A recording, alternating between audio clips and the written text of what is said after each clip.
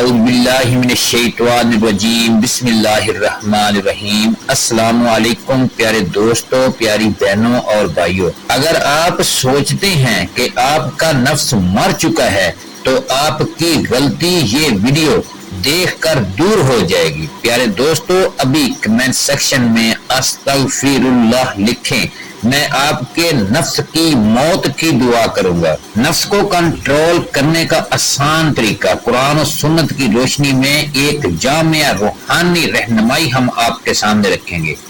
نفس کی حقیقت کیا ہے؟ انسان کے اندر دو بڑی قوتیں کام کرتی ہیں۔ نورانی قوت روح ہے جو انسان کو اللہ کی طرف بلاتی ہے۔ ظلمانی قوت نفس ہے جو انسان کو خواہشات اور گناہ کی طرف کھینچتی ہے۔ قرآن پاک میں ارشاد ہے، ان النفس لامارۃ بالسوء، یقیناً نفس برائی پر ابھارتا ہے۔ سورۃ یوسف کی آیت نمبر 53 ہے۔ نفس انسان کے اندر وہ طاقت ہے جو خواہشات حسد، تکبر، شہوت، غصہ، حرص اور خود پسندی کو جنم دیتی ہے۔ یہی وہ چیز ہے جو انسان کو اپنے رب سے دور کر دیتی ہے۔ لیکن یاد رکھو پیارے دوستو، اللہ تعالیٰ نے انسان کو ایسا نہیں چھوڑا کہ وہ نفس کے ہاتھوں مجبور رہے، بلکہ ساتھ ہی فرمایا ہے، بے شک وہ کامیاب ہوا جس نے اپنے نفس کو پاک کیا، اور وہ ناکام ہوا جس نے اسے آلودہ کیا۔ نفس کو قابو کرنے سے پہلے یہ سمجھنا ضروری ہے کہ اس کے 3 بنیادی درجے ہیں۔ نمبر 1، نفس امارہ برائی پر آمادہ کرنے والا ہے۔ یہ وہ حالت ہے جب انسان خواہشات کا غلام ہوتا ہے۔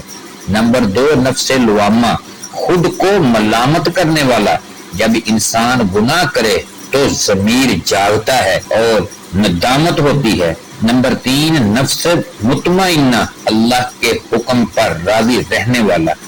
یہ کامل درجہ ہے جب انسان کی خواہشات اللہ کی رضا میں فنا ہو جاتی ہے تو نفس کو قابو کرنے کی ضرورت کیوں ہے؟ پیارے دوستو، نفس کو قابو کرنے کی کیا ضرورت ہے؟ نفس اگر قابو میں نہ رہے تو انسان عبادت میں لذت محسوس نہیں کرتا، صبر نہیں پاتا، حرص اور لالچ میں مبتلا رہتا ہے، اور سب سے بڑھ کر اللہ کی قرب سے محروم ہو جاتا ہے۔ نبی کریم صلی اللہ علیہ وآلہ وسلم نے فرمایا، سب سے بڑا جہاد اپنے نفس کے خلاف جہاد ہے۔ یہی وجہ ہے کہ صوفیاء اکرام نے نفس کو سب سے خطرناک دشمن کہا ہے۔ شیطان تو صرف وسوسہ ڈالتا ہے، مگر نفس اسے وسوسہ پر عمل کرواتا ہے۔ نفس کو قابو کرنے کے آسان اور آزمودہ طریقے ہم آپ کو پیش کریں گے۔ اب ہم وہ عملی اور روحانی طریقے بیان کریں گے جن کے ذریعے انسان اپنے نفس پر قابو پا سکتا ہے۔ نمبر 1، مجاہدہ نفس۔ نفس ہمیشہ آسانی، لذت اور خواہش چاہتا ہے۔ اگر انسان اسی کی ہر خواہش پوری کر دے تو یہ اور طاقتور ہو جاتا ہے۔ اس لیے سب سے پہلا طریقہ یہ ہے خود پر قابو پانا۔ اپنے نفس کو ہر خواہشات کے جواب میں انکار کی مشق کریں۔ اگر دل چاہے کہ فضول باتیں کریں، خاموشی اختیار کر لیں۔ اگر دل چاہے کہ غصہ کریں، مسکرا کر صبر کر لیں۔ یہی مجاہدہ نفس ہے۔ ابتدا میں مشکل لگتا ہے، مگر آہستہ آہستہ یہ آسان ہوتا چلا جاتا ہے۔ حضرت علی رضی اللہ تعالیٰ عنہ نے فرمایا، نفس کی مخالفت کرو کیونکہ نفس تمہیں ہلاکت کی طرف لے جاتا ہے۔ ذکر الہی کی طاقت کیا ہے؟ ذکر الہی وہ نور ہے جو نفس کی تاریکی کو مٹا دیتا ہے۔ جو شخص اللہ کا ذکر زیادہ کرتا ہے اس کا دل نرم اور نفس کمزور ہو جاتا ہے۔ قرآن پاک میں فرمایا گیا ہے، یقیناً اللہ کے ذکر سے دل کو سکون ملتا ہے۔ ذکر کے کئی طریقے ہیں، لیکن نفس کی اصلاح کے لیے خاص ذکر یہ ہے کہ لا الہ الا اللہ، نفی غیر اللہ اور اثبات توحید، اللہ ذات باری تعالیٰ میں فنا ہونے کا ذکر، استغفار، دل کی گندگی صاف کرنے کا عمل ہے۔ درود شریف رحمت اور نور کا ذریعہ ہے۔ جب انسان روزانہ کچھ وقت ذکر میں گزارے تو نفس کا شور کم ہو جاتا ہے اور دل اللہ کی طرف متوجہ ہو جاتا ہے۔ نفس شکنے عبادت روزہ دراصل نفس کو توڑنے کا بہترین ذریعہ ہے، کیونکہ اس میں انسان اپنی بنیادی خواہشات، کھانا پینا اور شہوت کو کنٹرول کرتا ہے۔ نبی کریم صلی اللہ علیہ وآلہ وسلم نے فرمایا، روزہ ڈال ہے، یعنی روزہ انسان کو گناہوں اور نفس کی برائیوں سے بچاتا ہے۔ روزے کے دوران جب انسان بھوکا اور پیاسا رہتا ہے تو نفس کا زور ٹوٹ جاتا ہے اور روح بیدار ہونے لگتی ہے۔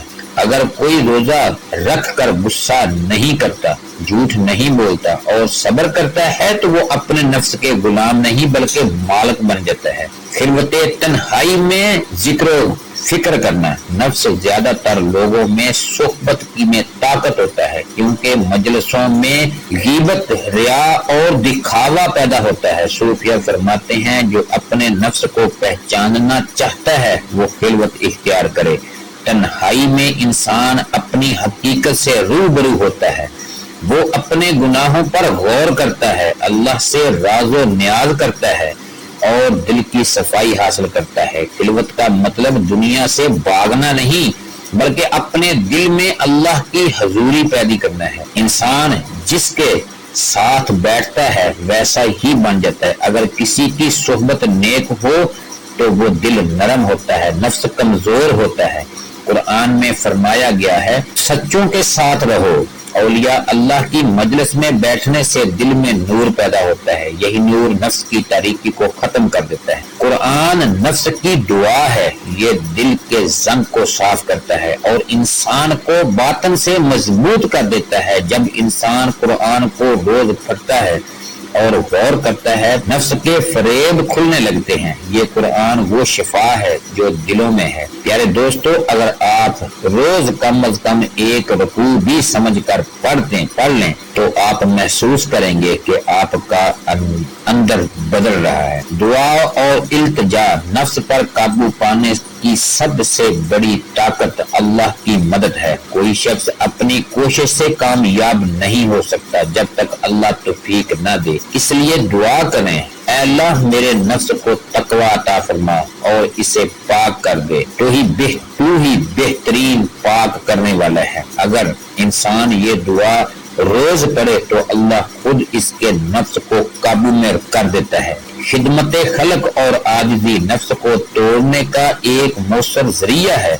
دوسروں کی خدمت کرنا، کیونکہ نفس ہمیشہ میں چاہتا ہے اور خدمت میں میں کو ختم کر کے تو پیدا کرتی ہے۔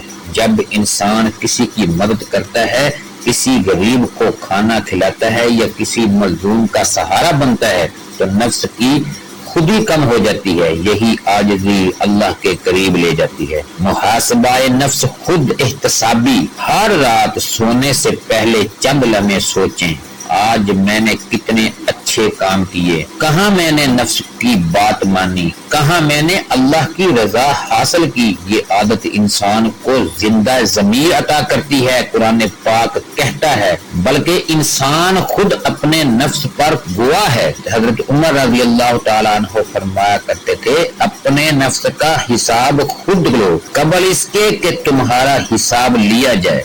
صبر نفس کا شکنجہ، نفس ہمیشہ جلد بازی چاہتا ہے، مگر صبر وہ طاقت ہے جو انسان کو ضبط سکھاتی ہے۔ صبر کے 3 درجے ہیں۔ نمبر 1، گناہ سے رکنے پر صبر، عبادت پر قائم رہنے کا صبر، مصیبت پر صبر کرنا۔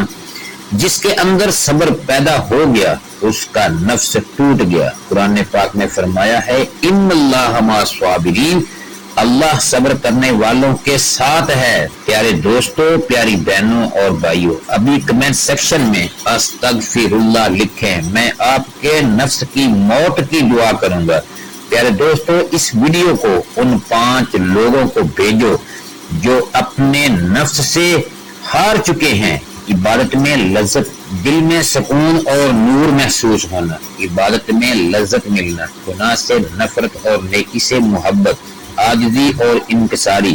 یہی وہ مقام ہے جسے قرآن نے نفس مطمئنہ کہا، یا ایھا النفس مطمئنہ ارجعی الی ربک راضیۃ مرضیہ، اے اطمینان پانے والے نفس اپنے رب کی طرف لوٹ جا، اس حال میں کہ تو اس سے راضی اور وہ تجھ سے راضی۔ پیارے دوستو، اس چینل کو سبسکرائب کریں، ہماری ویڈیو کو ان 5 لوگوں کو جو اپنے نفس پر قابو نہیں پا سکتے۔ اس لیے ہم دعا کرتے ہیں کہ اے اللہ ہمارے نفس کو پاک کر دے، ہمیں نفس کی غلامی سے آزاد کر دے، ہمیں اپنے ذکر، اپنی محبت اور اپنی رضا میں فنا کر دے۔